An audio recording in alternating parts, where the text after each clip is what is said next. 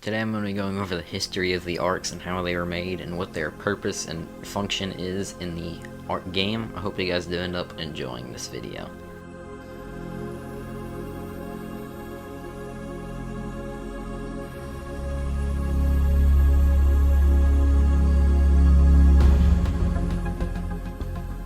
So before the Arks ever existed, the human race was going extinct and the corruption and element was spreading across the earth with the mass titans that were taking over, and it was kind of looking hopeless for humanity, and so they needed a way to escape Earth and from all the stuff that was happening on there.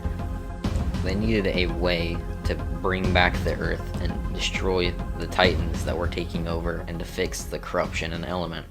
So how they decided to do this was to build something called the Arks, which were biodomes or whatever that would belong in space and space stations away from Earth, which would mean it'd be away from the Titans and the corruption and all that. And these Arks would keep the survivors safe and train them to live in a hostile environment filled with dinosaurs and all kinds of creatures that would kill you, basically. So the people that would be put on the Arks were clones of original people that used to live on the Earth and that have since died, basically. And these people would be from any time from 1000 BC or 1900 or modern day. All of these people were taken from different timelines and put into these Arks. Also, the dinosaurs were also cloned and made and put on the Ark as well.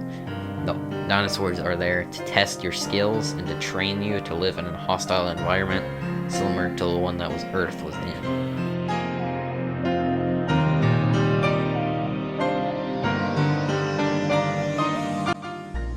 So there's multiple different biomes all in this area. It goes from tundras to forests to jungles, all in this little Ark. They managed to have all of these different, ecosystems, which is pretty crazy. Another thing, of course, is the dinosaurs. Like we mentioned before, the dinosaurs are supposed to be a challenge, and one thing about the dinosaurs is that there are way more carnivores than there are herbivores.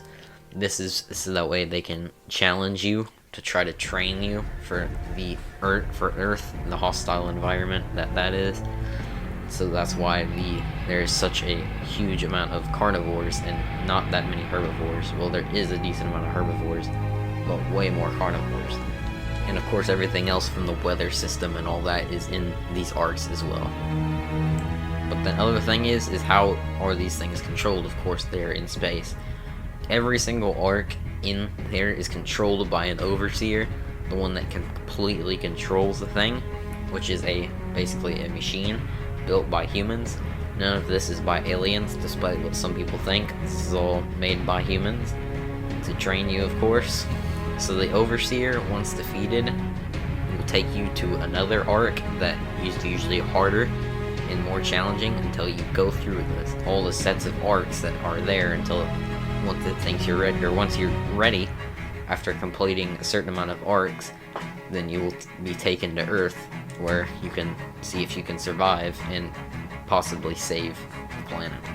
So how the overseers work is interesting. Of course, they are the ones that drop the supply drops on the map from the top, where you can't see them, of course. But another thing is they monitor everything. They see everything and watch the progress of all the survivors to make sure they're all doing good. And if the overseer sees that you're doing too good, then it will try and punish you for doing that good, or will try to inconvenience you by sending some sort of weather storm or trying to kill you somehow.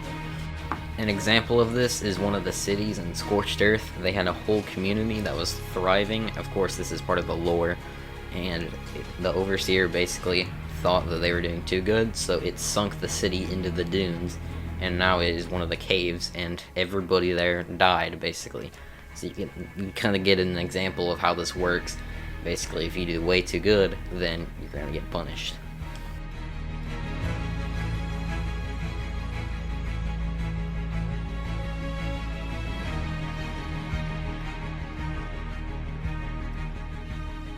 So there's more purposes than just trying to train you for Earth. That is one of the main purposes, but I'm going to go over that first and then some of the other ones. So of course, training you for going to the Arks, you can start on the island, then work your way up to Scorched Earth, the desert map, which is of course is the next Ark that you get sent to after defeating the Overseer, which defeating the Overseer destroys the Ark, basically makes it malfunction. After that, you go to the Aberration, which is the glitched Ark, which I might even make a video on if you guys want me to.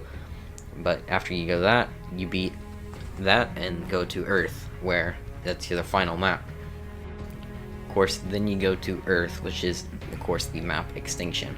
So all of humanity is extinct at this point, and the humans that are alive are on the Arks, and they're not actually real people. They are clones of people and are a little bit different from real people.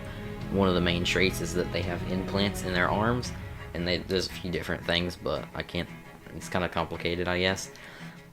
So anyway, of course the Earth is covered in the corruption and, you know, Titans and whatnot. So the Titans are one of the main things of this storyline, and killing the King Titan is of course the main important thing, as a lot of people know, is that once you kill the King Titan is when the corruption gets cleared.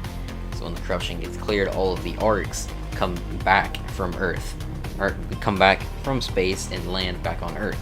Because if you didn't know, there's basically gigantic holes in the Earth that are the perfect size for Arks to fit. So when the King Titan gets killed, which would end all of the bad stuff that's going on there, all of the Arks would float down to the bottom and, you know, land in their correct positions, and then would open up and let all of the life in there and all of the humans and dinosaurs out, so that way they can live on the Earth. And that's, you know, also why the game is called Ark. So after that, of course, the Arks stay there and the world kind of goes back to normal after all of these Arks have returned. The only thing being different, of course, is that the dinosaurs are over the world and the humans are back. And yeah, that's basically the storyline for all of the Arks and everything you need to know. If you did enjoy this type of video, and it's a bit different, but I definitely like this. So if you want to have me see me do more types of videos like this, let me know in the comments or leave a like. Also, make sure to join my Discord server. I take some video suggestions from there as well, and can just talk as well, you know, if you join my Discord server. Also, just make sure to subscribe, because this was a pretty epic video. But thanks for watching, and bye.